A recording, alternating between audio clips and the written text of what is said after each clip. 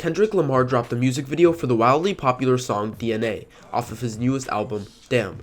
Upon my first watch, I had no idea what was going on, so as I rewatched it a few times, I started to get an idea of how the video relates to and even further explains the song it accompanies.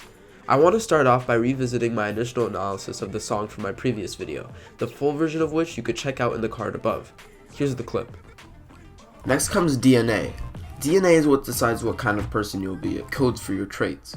Kendrick compares DNA to his circumstances and the kind of lifestyle he's confined to because of said circumstances. It's all decided from birth and he can't do anything about it. He was born to kill because of his environment. He was born to become a star because of his natural talent.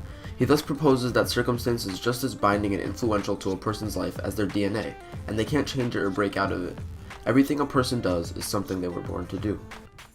To understand what these ideas have to do with the music video, we first have to decode what's going on in the video itself. It opens with Kendrick alone in a room at a table, handcuffed and hooked up to a lie detector, as if going into interrogation.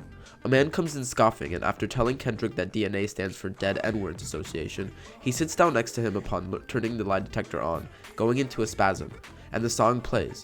The lie detector goes into work before anyone even starts speaking, and that is where we can begin our analysis. The room that Kendrick is inside of represents stereotypes in the literal box that African Americans are put into, full of assumptions about their race. Kendrick is being interrogated, but the lie detector starts up before he even starts speaking, representing that if an African American is accused of a crime, racism leads to assumptions right off the gun that turn the cards against the accused before they even get a chance to defend themselves.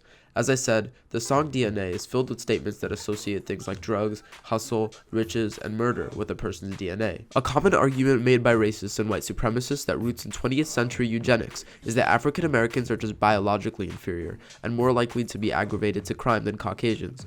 What's more interesting is that despite one man in the room being the criminal and the other being the law enforcer, they're both singing the same song and saying the same thing about their DNA, meaning that it doesn't matter who you are or what you do, you'll still be subject to racism and assumptions about who you are, what things you've experienced, and what you're capable of. Backing up this theory is the very thing that the interrogator said DNA stood for in the start. Association can mean a group of people, sure, but it has another meaning, and that meaning is a connection or cooperative link between people or organizations. These stereotypes and assumptions about the DNA of African Americans are what, as the acronym suggests, leave African Americans dead. The beat switch is where this metaphor continues in an interesting way. The interrogator is left to die under the scope of these circumstances, but Kendrick makes it out and is greeted by a group of people decked out in top dog entertainment gear. I think this represents Kendrick saying that hip-hop is what helped him make it out, and what helped him establish his own identity that isn't enclosed by stereotypes or norms. He very cleverly plays the Fox News clip right while he's escaping to highlight the BS in their statements. They say that hip-hop is hurting African Americans, but it is really their way out of the system that hurts them, out of this racism. The lyrics once he escapes reflects that.